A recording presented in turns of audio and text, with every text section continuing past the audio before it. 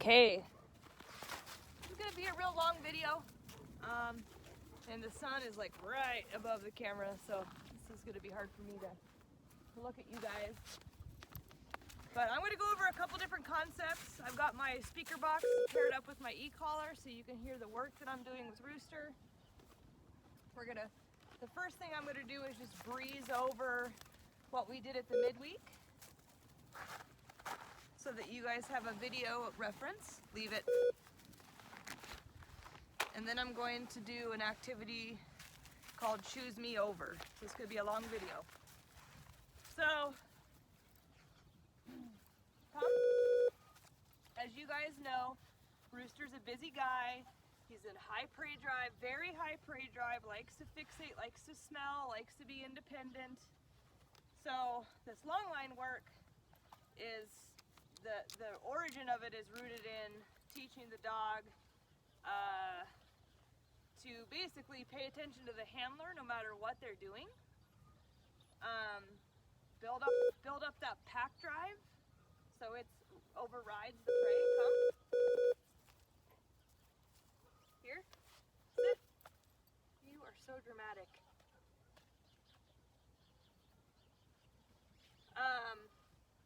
And to basically, what this is going to end up translating into is when he has a better understanding of what's expected of him, he will start to have this freedom, but still have the same level of compliance even when he's free. Here.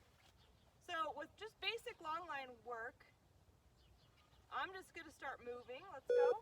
And whatever he does, I'm going to base my movement off of, right? So I start walking and I kind of start to assess what kind of decision is Rooster going to make. Now I'm going to have my whole line out here so that it's more realistic to you guys. I like to coil and uncoil, but that's hard for people. So I'm just going to let my line out. Let's go. So he's with me. He gets off. Let's go. You'll notice that when he gets off course, I stop and then either change directions. Let's go. Let's go. Come, or come, sit. Now if I want to do it here, I'm going to go here, sit. Let's go. And I start going again. Let's go. He gets off track. Let's go.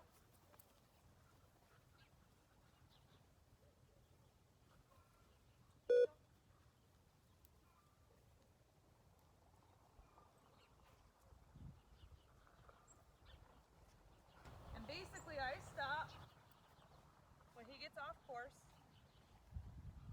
Here. And I'm either going to do a let's go, which is a turn. Let's go. I'm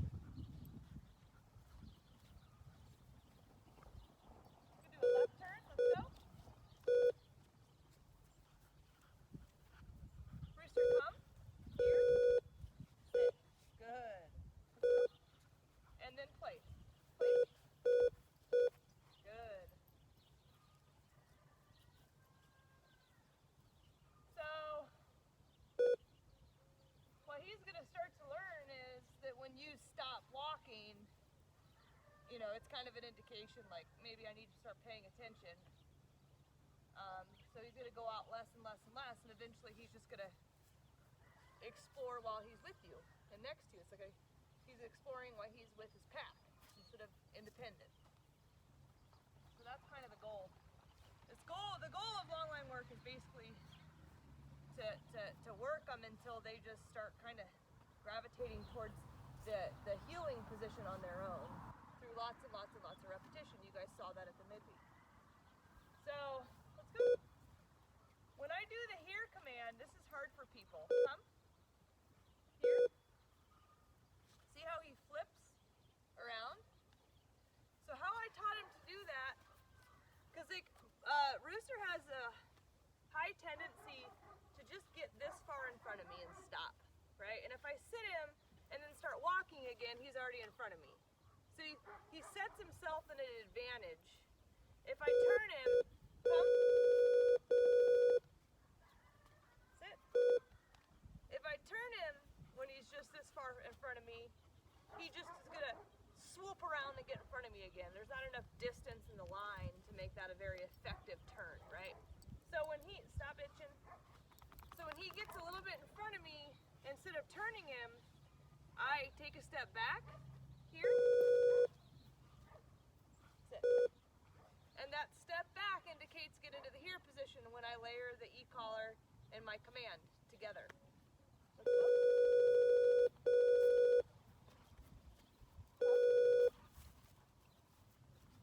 Alright. So now I've got someone walking up my hill here, and I'm going to show you guys how to handle this. Let's go. Now look where his attention goes. So I'm going to back up. Come. Good. Here. Sit. Go. Let's go. And I'm basically going to focus on keeping his attention towards me. Good. Here. So when he's doing this, he's in prey drive. You see? See how that all that erect? His mouth gets tense. He gets fixated. His ears erect. He is staring at this person like he's suspicious. Like, what is that? Do I need to go take care of that over there? No, you're not taking care of anything. Come. Here, it's just a person on a walk. Relax.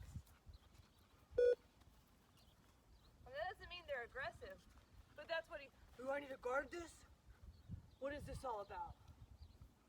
Like, mind your own business and hang out with me. Come. Good. Here. So, the motions that I'm going through is, one, I stop, and when I see that he's fixated, I back up to the end of my line. Come. Here. So that's one motion. I like to do that a lot, because it sets you up to recall the dog off of anything, right? If I can let him get fixated on stuff, come, and then call him off of it, especially without e-collar, or with just the e-collar and no leash pressure, I am teaching him to have a reliable recall under any form of stimulus. So I want to encourage you guys to utilize that as much as you can throughout the day. Come. The other benefit of the recall is that when they have to run 15 feet back to you, they're in pack drive the whole time. So it really, really builds a strong recall. Come. Here. Sit. And not only that, but it builds the pack drive up higher. So the more recalls you get an opportunity to do throughout the day, the higher the pack drive gets and the better the recall gets. So you really almost want to look for things that draw him out so you can practice this recall while you're doing long line work. Now, when they're in this state of mind and they see dogs and people and cars and bikes and other things, rabbits, cats, chickens, you know, you name it, he fixates on it. Stop. So when you start to see him have more relaxed ears and just a more relaxed forehead. No, we're not doing that, dude. We're not spreading our scent and we're not itching ourselves. He's so uncomfortable. See how the person's back coming down the hill. Now look at those ears. See how they peel back?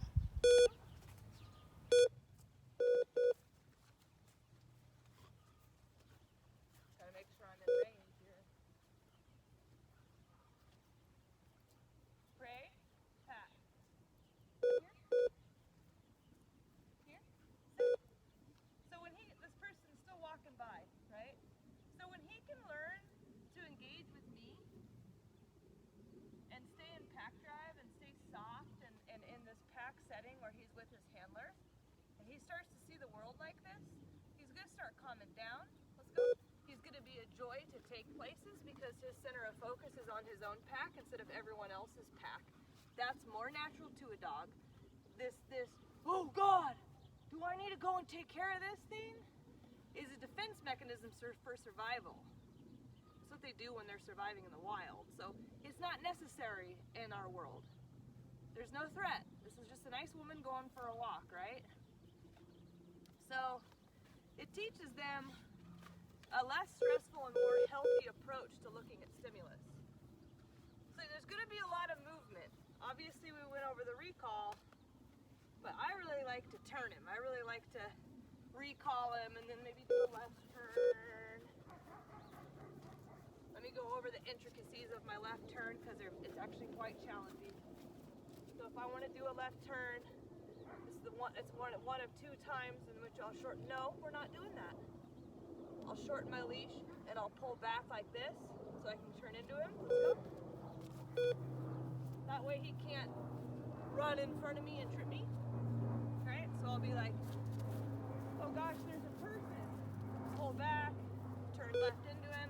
That immediately takes him out of that prey dry state of mind. Right? So you can recall him, you can turn left into him, you can turn right away from him. Let's go.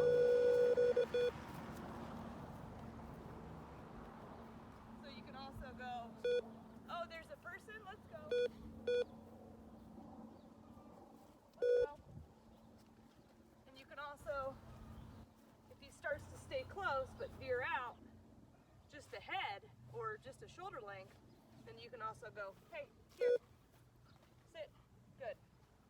But whenever you see him fixate and get locked onto something with those pointy ears that really stand up tall, that's when you need to start doing these motions that I'm referring to. And really your main goal is just to keep him focused on you. He's gonna fixate, he's gonna look at it. Don't worry about that part. Just continue with the motions I'm telling you to do, because eventually what's gonna happen is he's gonna get less and less concerned. He's gonna get to the point where he looks at things real quick in that state of mind and he's gonna go, oh yeah, that stuff doesn't matter. Hey, what are we doing? It will happen. I think it's just a matter of time and repetition, and you guys being really consistent and adamant about following through and making sure that you end on a good note, right? So when you saw me put him in a sit and he looked up at me and that woman was still walking down the hill even though you couldn't see her, that was me ending on a good note, because she's still there and he's like, yeah, I'm not supposed to be worried about what she's doing. What are you doing? So that's success. Now, if that woman were to get out of sight and completely get out of put herself in a situation where I can't see her anymore, but he's still concerned about where she's at, I will work him through that even though she's gone until I finish on a good note. So it's all about working him until he basically gets to a point where he's like, all right, what are we doing? I'm with you. I'm in a calm state of mind. I'm in pack drive. I'm not gonna burst out anymore. And then this is, when you go inside and you crate this up and you put him in his crate for a nap, that sleep is gonna retain that moment that you've captured. And the next time you bring him out, you're gonna notice, he's better. He's very smart. So this actually happens very rapidly as long as you're doing all your steps the right way, you know, the proper ritual, coming outside, making sure that you're accurate with your turns and your e-collar and all that. Come. Here. Sit. Good job. So I'm really glad that we got an example of stimulus walking by. No. We're not itching it off, dude. It's on forever. Sit. Because you just got a really good example of basic long line work, some of the moves, and then what do I do when something pops up? All right, I'm going to start focusing on that. So that was choose me over the outside stimulus. That's what that activity was. I continued to back up and recall him, come, and to turn him and to move him until he basically said, I choose you over the stimulus. I don't really care. Let's do something else. Go.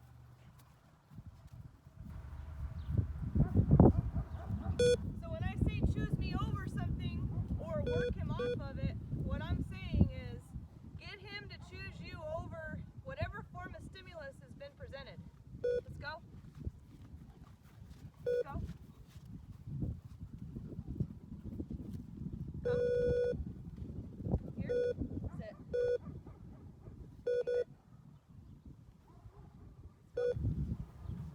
So concepts I wanted to go over today with you. Let's go.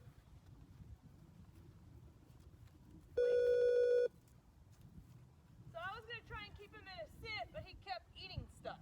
So you can go over on this place board where you don't have access to eat things and just relax while I finish what I'm trying to say. Okay, so you've got your basic long line work, and then you've got working off of stimulation. That person you're so dramatic, dude.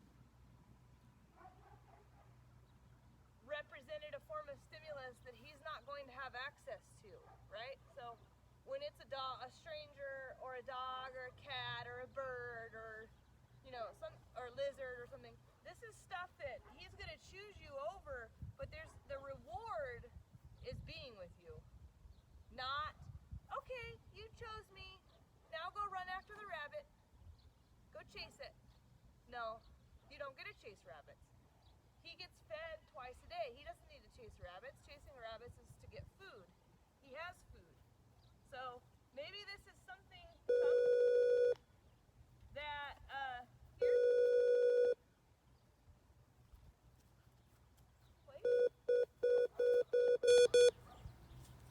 maybe this is something that a lot of people will chalk up to, oh, that's what dogs do.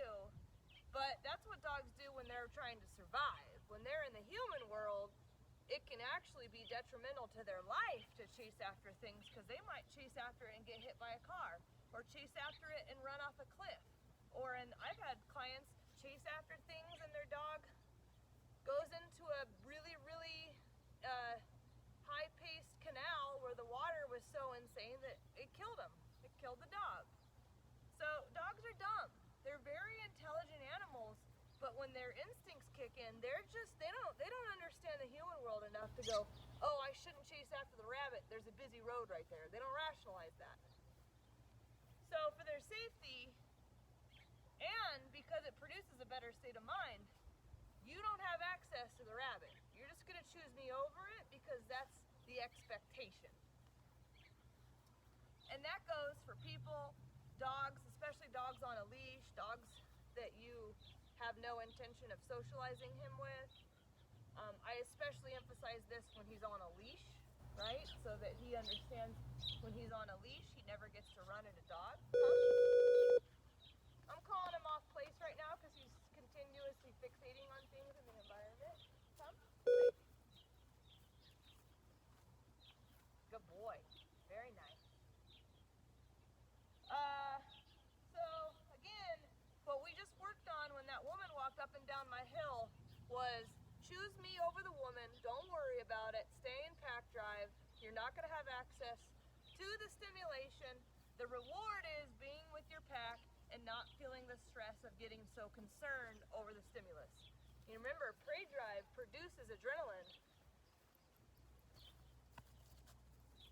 What can end up over time accumulating and becoming very stressful for the dog. So this is something to really, really help him stay calm and peaceful. So the next thing we're going to work on is choose me over something that we're going to reward him with.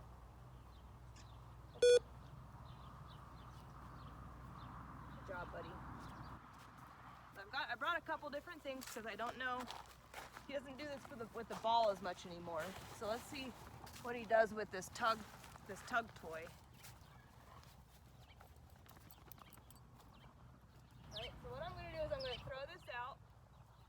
And he's probably going to try and run at it, but I'm going to call him off of it. Come. Good. Here. And we're going to walk towards this thing together. And I'm going to give him a nice loose leash. See what he does. Now you're going to show off. Here. I really, really, really want to see what he's going to choose. So see how he's fixating on the toy and edging forward? I'm going to back up. Good. Here. Sit.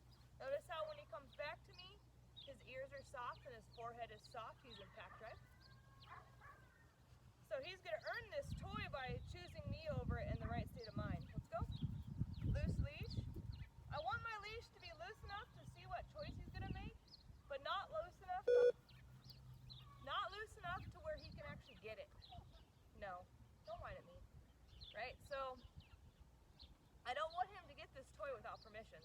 So if you're going to be doing anything like this at home, you really need to make sure, one, your leash is loose enough to allow him to make a choice, but not loose enough to where he can actually get the toy or the treat or the bowl of food or whatever it is you're using to help work him off of something. Good. So he did choose me. I didn't use the e-collar or command. He backed up on his own. That's him working through this. That was very clear. Here. That was clear. He just basically charged forward. It was calm, but he charged forward. Didn't even look at me. Didn't even check in. Just went to go get it. In prey drive. Very loose leash. Let's go. See that state of mind? He's edging forward. You also know how slow I'm going. I'm not really worried about how many reps it takes. I'm just trying to work him through it the way I want it to look. I don't care if it takes him 30 reps. He can wear his ass out all he wants. This is exhausting for him to have impulse control, so I like it when they keep trying to get it without permission because it gives me an opportunity to drain their battery and build their pack drive up. Here. Loose leash. Good choice, dude. Good. Here. Loose, very, very, very loose leash. Come. Here. So I'm backing up because he's not even paying attention to me. He's still locking on to things. Come. Here. He's still in that prey drive state of mind, right? So there's his softness I'm looking for. Sit. Sit. Now I sit him close to the toy because he was so soft and he chose me and he was being real good. I wasn't forcing any of it. It was all loose leash on his own. Now I wait for eye contact. Hey.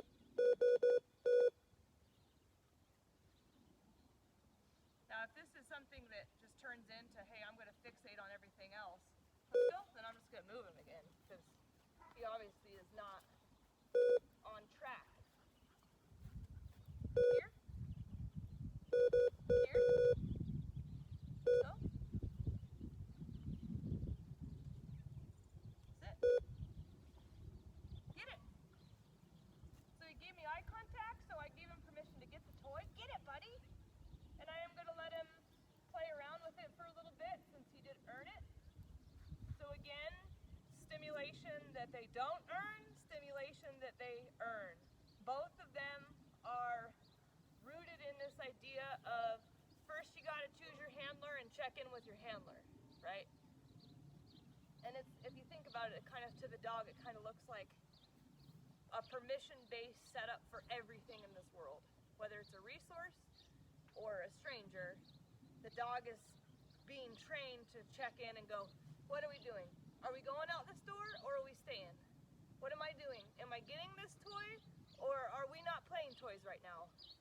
What are we doing? Are we saying hi to that dog or are we on a walk? Which one is it? So it gives the handler access to basically say yes or no. And whichever one, you don't have to say yes all the time, right? You don't. It's that there should be levels of expectation for a dog. We don't chase after dogs. That's just not what we do. It's dangerous. So for a border collie, all he knows is that he likes this because he has to think and use his brain and you know, really work. So he'll like whatever activity this form comes in, he's gonna really, really like it a lot because he gets to actually use that brain of his. Now the hardest part for you guys is gonna be the management of the line at first. You'll get better, but everyone I know likes to really tighten their lineup. And I know Stacy was doing it and even openly admitted it at the midweek. She really wants to hold that leash taut. That's physical force. There's no psychological control in that. So it's important that you guys all check each other and make sure that everyone's doing these activities with a really nice loose leash. The only time the leash becomes taut is when we're trying to give the dog information. Rooster come, rooster sit, rooster place, here, left turn. The only time the leash becomes tense is when there is direction involved. Other than that, the leash should be loose and we should be really trying to focus on what kind of decision is Rooster making right now. Good boy, buddy. Did you get your toy? Did you get your toy? Get it. Get it. Yeah. Let's go. Can you grab it? Let's go. Yes. I'm going to go put him on place. Leave it. Good. So again, I didn't deprive him of this, but he had to choose me over it before he had access to it. And whenever I do anything with toys or this kind of a reward-based setup with choose me over, I like to put them on place and like have them calm down a little bit after they get their toy. He really wasn't that worked up about this toy. I'm kind of surprised, but so the place wasn't 100% necessary, but it's just something I'm trying to get him into a habit of doing, which is after you get done dinking around with the toy, go back onto your placeboard and relax for a bit. All right, I think I went over everything. Let's go.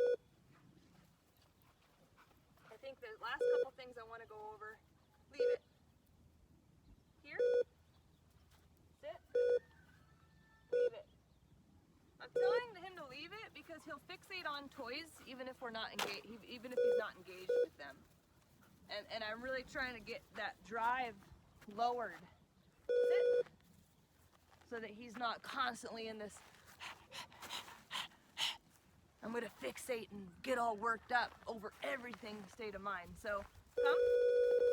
I'm trying not to let him fixate on toys when I'm not actually engaging him in it. Let's go. Alright, I'm just gonna go over a couple more things and then I'm gonna wrap this up. The here position is very hard for a dog to commit to with the owners. I always have a really hard time getting that to translate over. And it's a really important one because he has a tendency, like I said, to just go out this far and stay there.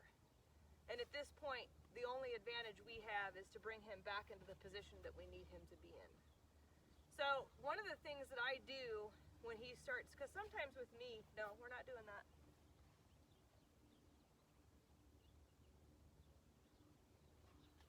You're making your neck worse. Is I'll walk backwards. And I will keep walking backwards until I get it, right? So I'll be like, let's go. Here. And if he decided to not, if I said here, and he decided to not get into the position and get in front of me, I would back up here and do it again. Sit.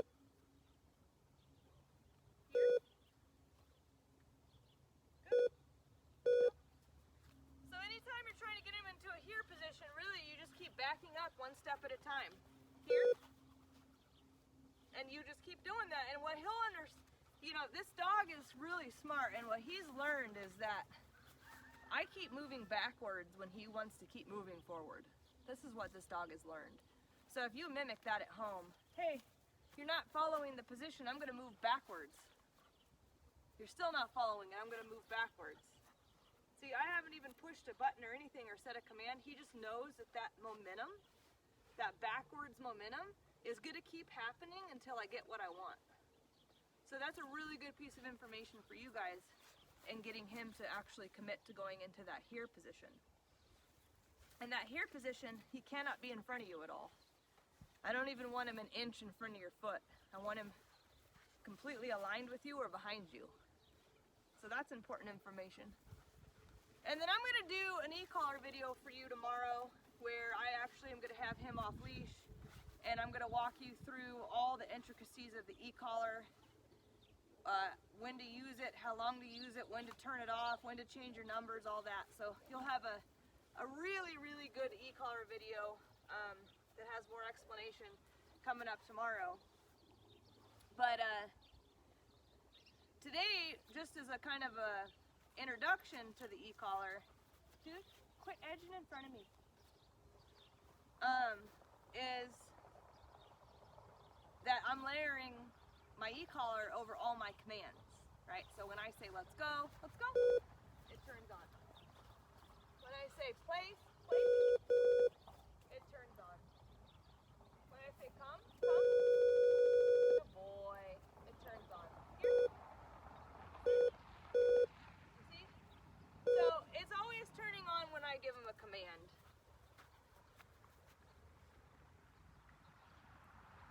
it turns off, it doesn't turn off at the same time I give him the command, okay? So that's one distinction I'm gonna have to make in the video, because when he's off leash, he'll probably be more willing to blow off the e-collar. Come. See, I held it right there until he committed. So in the real quick example of layering the command over the e-collar, you just heard taps. Let's go. Sit. Right, those are just taps. Let's go. The reason why is because he's complying immediately. I'm not having to add pressure. Come. So right there you probably couldn't see him in the angle of the camera. Here. Go. But he was eating snow and fixated on the ground, so I had to hold the button down. And really what I'm looking for when I hold the button down is I'm looking for this for him to commit. Let's go. See that? See when I let it go? I let it go when his head was headed in my direction. His head was turkey necked over there, and I held the button down until that head stopped and that body completely moved off of it and started heading my direction. Let's go. So we'll go over that a little bit more, but that'll give you a little bit of an understanding of this video and when it was used and why. Let's go. And I would recommend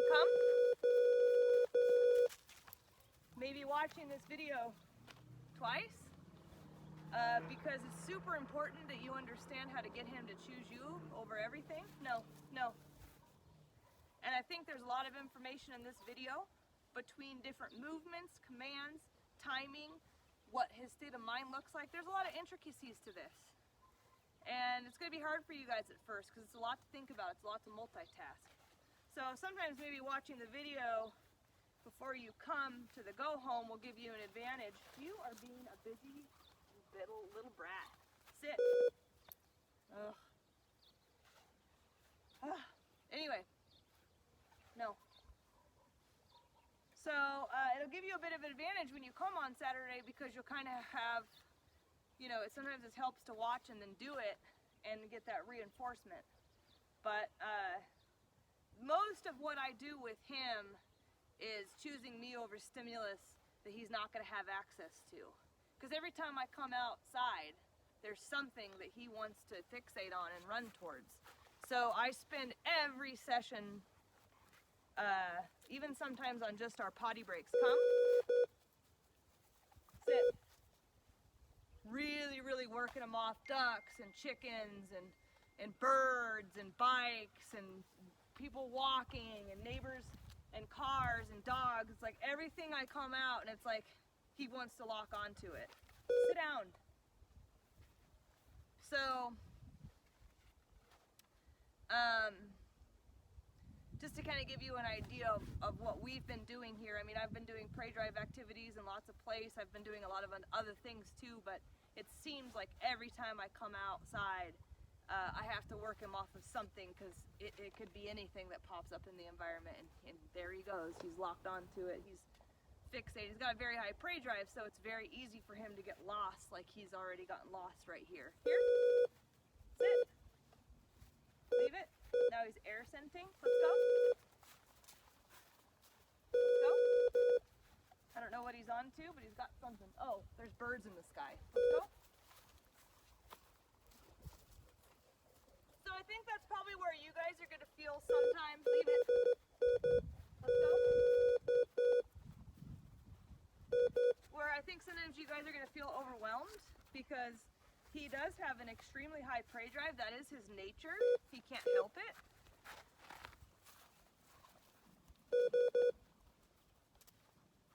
So a lot of repetitions, a lot of movement. This is going to take a really long time. It could take until he's 2 years old before he's really calmed down and kind of given up on this whole idea of, and he's a border collie, so he's always going to fixate, but where like you can like kind of back off on your movements. I could be wrong, but his prey drive is so high and his desire to fixate on things is so high. I could see this taking a really long time to become something that he might be able to manage on his own without us micromanaging him and turning him constantly and redirecting him constantly. So that's pretty good information for you guys too. Be patient, settle in, do the motions, don't worry about how long it takes. Just trust me and knowing that if you continue to focus on switching his drives and building up his pack drive and not letting him constantly fixate on everything, let's go, that eventually this will become he already is a fabulous dog, just with this 9 or 10 days I've had with him. So it'll progressively keep getting better, and you will progressively see a calmer dog as you go. So hopefully this was helpful for you guys.